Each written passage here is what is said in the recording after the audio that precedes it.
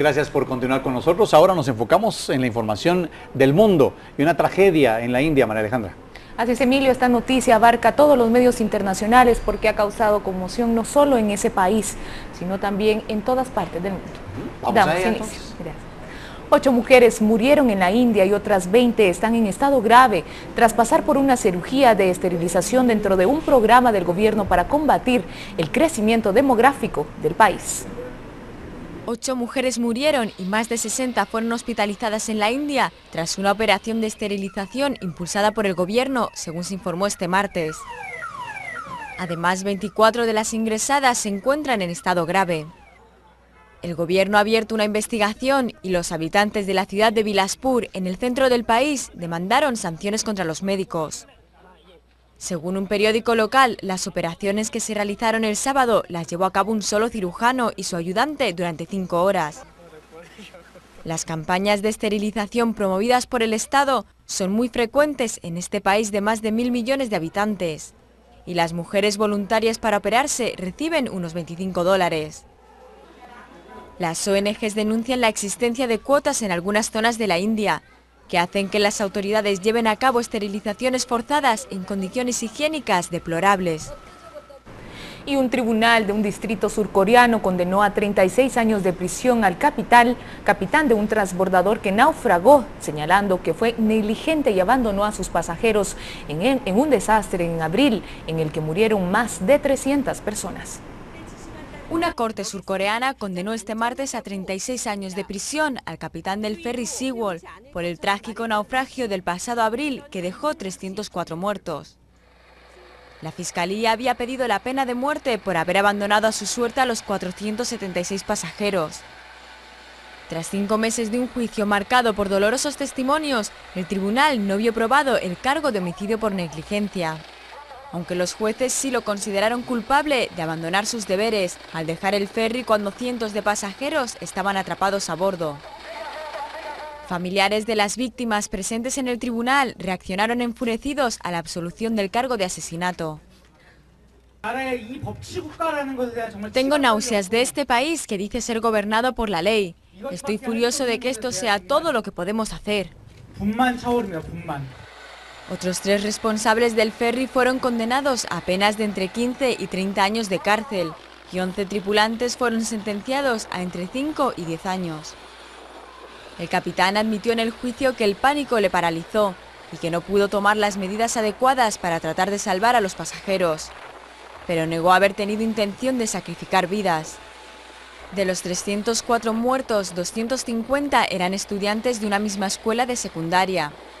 El presidente de la empresa está siendo juzgado actualmente y podría ser condenado a 15 años de cárcel por negligencia.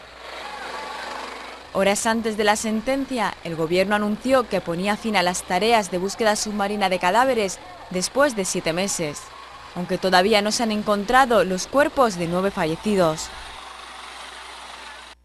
2 palestinos apuñalaron a israelíes en 2 distintos lugares del país, matando a una mujer y a un soldado, informó la policía. El soldado fue herido a puñaladas en una estación de trenes en Tel Aviv y luego murió por sus heridas. El atacante fue capturado. Luego una mujer de unos 20 años murió apuñalada en un ataque en una parada de autobús cerca del asentamiento en Cisjordania. El primer ministro Benjamín Netanyahu prometió que su gobierno aplicará duras represalias, una estrategia que podría acabar las tensiones tras varias semanas de violencia. Sin embargo, debido a que los ataques parecen ser obra de individuos actuando por su cuenta, la policía podría tener dificultades para prevenirlos. Las tensiones entre israelíes y palestinos se han agravado desde la guerra en Gaza en julio y agosto, y en torno al más sensible lugar religioso de Jerusalén, que los judíos llaman Monte del Templo y los musulmanes llaman el Noble Santuario. Las tensiones han llevado a una serie de sangrientos ataques de palestinos contra israelíes. La minoría árabe de Israel se ha visto involucrada también realizando protestas callejeras por la muerte a tiros de un joven árabe israelí a manos de la policía, y han surgido declaraciones incendiarias de parte de políticos israelíes. También han desatado controversia las declaraciones del presidente palestino Mahmoud Abbas, a quien Israel acusa de incitar a la violencia al negarse a condenar la violencia de los palestinos y al exhortar a los palestinos a impedir el rezo de judíos en el lugar santo de Jerusalén a toda costa. Las negociaciones entre Estados Unidos e Irán sobre el programa nuclear iraní terminaron en Omán sin avances importantes, tras 2 días de conversaciones calificadas de serias por ambas partes. Sin avances en las negociaciones que finalizaron este lunes en Omán entre Estados Unidos e Irán sobre el programa nuclear iraní. Aún así, Estados Unidos alberga esperanzas de llegar a un acuerdo antes del 24 de noviembre. Estas son negociaciones importantes, por supuesto, y estamos todavía enfocados en hacer progresos y ver si podemos conseguir un acuerdo antes de la fecha límite en nuestras reuniones. Todavía hay tiempo. La principal divergencia reside en el número de centrifugadoras de las que podrá disponer Irán, a cambio de un levantamiento de las sanciones y de inspecciones rigurosas de las plantas nucleares iraníes. Las conversaciones continuarán el próximo martes en Mascate. Yasser Arafat, luchador incansable por la independencia de los palestinos, sigue siendo todo un símbolo para un pueblo que continúa a la espera de un Estado. Hoy se cumplen 10 años de la muerte de este héroe nacional. 10 años después de su muerte, Yasser Arafat sigue siendo todo un símbolo para un pueblo que continúa a la espera de un Estado. En 2004, Arafat se convirtió en un mártir de la causa al morir en circunstancias que aún están siendo investigadas.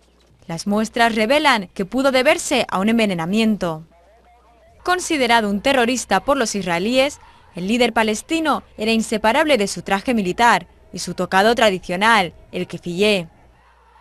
Fue el primero que tomó la dolorosa decisión de reconocer las fronteras de 1967, abandonando el 78% de la Palestina histórica y abriendo el camino hacia la coexistencia.